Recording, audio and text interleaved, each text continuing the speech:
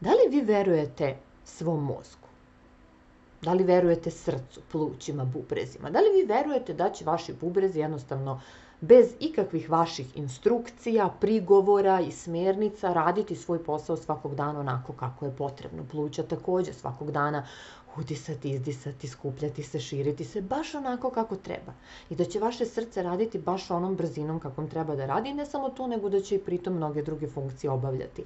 Da li verujete svim svojim enzimima u organizmu? Pretpostavljam da ni ne zna niko od nas koji su sve to enzimi i koliko ih ima u našem telu.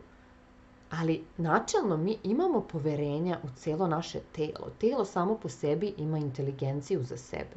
I ja volim često da kažem da je inteligentniji od nas. Kada bismo mi svesno morali da razmišljamo o svim tim procesima, nama bi glava eksplodirala u sekunde, mi bismo poludeli načisto, mi to jednostavno ne bismo mogli da podnesemo. Ni na kom nivou.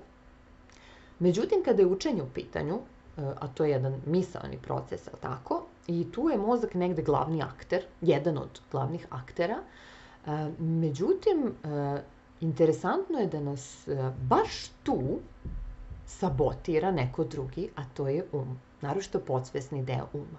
Kako to da nas on ne sabotira dok dišemo? I ne sabotira srce koje kuca i slično. Jednostavno, mozak bi savršeno odradio posao učenja. On bi to odradio, on to radi savršeno, on već radi savršeno. Ali mi mu stojimo na putu, naša podsvest, naš naši prigovori, naši glasovi u glavi, koji proizilazi iz naših uverenja, naših otpora i tako dalje, i tako dalje. Dakle, mi sami sebi stojimo na putu tog učenja, savršenog učenja. Moglo bi se reći, dakle, da već svi učimo savršeno, ali sami sebe ometamo u onom krajnjem proizvodu i rezultatu. I ono što treba da uradimo je da se sklonimo s tog puta, odnosno ako nam je teško da se baš sklonimo, da onda maksimalno olakšamo mozgu. On kao organ ima neke svoje fiziološke i biološke principe i pravila na kojima on radi. I kada mi ispoštujemo ta pravila i te principe, onda sve postaje lakše. Onda idemo korak dalje. Tu je i taj naš naša svest, podsvesni deo uma kao ometač i svesni deo uma koji kao nešto želi stvarno tu da uradi i tako dalje, i onda njihov sukob napravi opštu konfuziju. Ali u svakom slučaju, već tu, to je neki već nivo odakle proizilaze naš fokus, odnosno naša pažnja, na šta ćemo da obratimo pažnju, na šta nećemo i tako dalje. I to je takođe mozgu jako bitno. Znači, ne može on da radi šta se njemu radi, nego ono što mu mi kažemo da radi.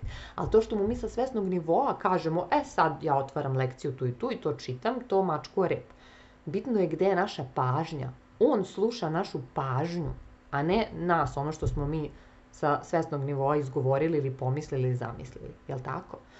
Tako da, ako su naše misli u frižideru, on ne može da obrađuje lekciju. Mi mu ne dozvoljavamo, jer nam misli lutaju. To je samo jedan, najplastičniji primer, da shvatite koliko je to jedna zapravo kompleksna i zbunjujuća radnja i za mozak, i za nas, a čak i za Tako da potrebno je da mi sami sebe iskontrolišemo, da tako kažem, i da olakšamo našem mozgu da radi posao. Međutim, nije to tek tako, izbrisati neka uverenja, promeniti ih, otkloniti, otpustiti otpore, onda bismo mi svi bili prosvetljeni već sa 15 godina i nikakav problem ne bismo imali ni sa čim u životu, a kamoli sa učenjem i fakultetom, jel' tako? Međutim, nekada nije to ni potrebno raditi. Nije potrebno psihoanalizirati sebe, ići kod psihoterapeuta ili ne znam nija gde, vaditi iz najvećih dubina neke naše programe i slično. Nekada je dovoljno samo da uzmemo neki alat i pomognemo sebi. Da jednostavno prevarimo sopstveni i podsvest, da ga premostimo. Ako smo u stanju da opijemo emociji, da opijemo taj podsvesni taj brbljivac, taj prigovarač, jednostavnim gledanjem u seriju, zašto onda mi ne bismo bili dovoljno pametni i mudri da nekom sličnom cakom ga prevarimo zabunimo i opijemo i tokom učenja i da mu onda pažnju držimo tu gde treba da bude, a ne koje gde. Jel' tako? I postoje takve cake, i postoje takvi alati. Neki su, bili, ne znam, se fuzionisali u čitave metode ili tehnike učenja, ali vi uvek možete krenuti od caka, kao nekih sitnih malih koraka i malih zadataka koje sebi dajete, izazova koje sebi postavljate na putu učenja, da bi jednostavno vaša pažnja ostala tu. Ali, bonus poklon u cijeloj priči jeste sledeći. Kad vi to krenete da radite i praktikujete, malo po malo menja se vaš kompletan doživljaj procesa učenja i menja se vaša percepcija ka učenju, jer vi ga doživljavate na drugačiji način i učenje je gradivo. I malo po malo, vremenom, kroz praksu, vi više nemate one programe i ona uverenja. Sami su se iskorenili i iščestili, bez ikakve psihoterapije. Imate neke druge, ali što se učenja tiče, nemate.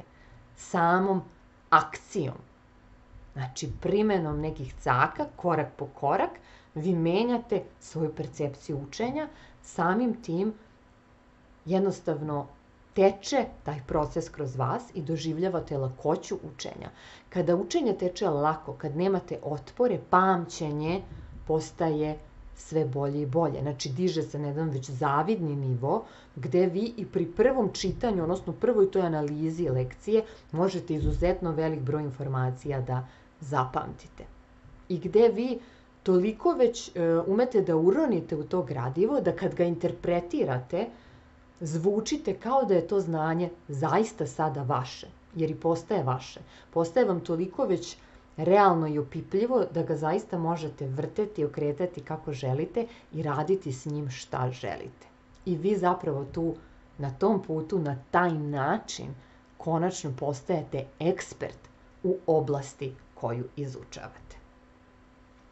Ako vam treba neka podrška u vidu mentorske podrške za primenu tih alata i caka baš na vašem gradivu, onda razmotrite poziv na trening učenja u novembru mesecu, prijave su otvorene. Ovo je poslednji za ovu godinu, vidjet ćemo kada ćemo se susreti u sledećoj godini. Ili jednostavno malo prokopajte po YouTube kanalu, Instagramu, podaberite sami neku caku, isprobajte i kad isprobate pošaljite mi da pogledam i da vam dam neki feedback ukoliko to bude moguće. Eto, ostavit ću vam link za detalje o treningu učenja ispod u opisu, pa radovalo bi me ako nekog od vas i lično upoznam, doduše online lično, tom prilikom. Pozdravljam vas mnogo.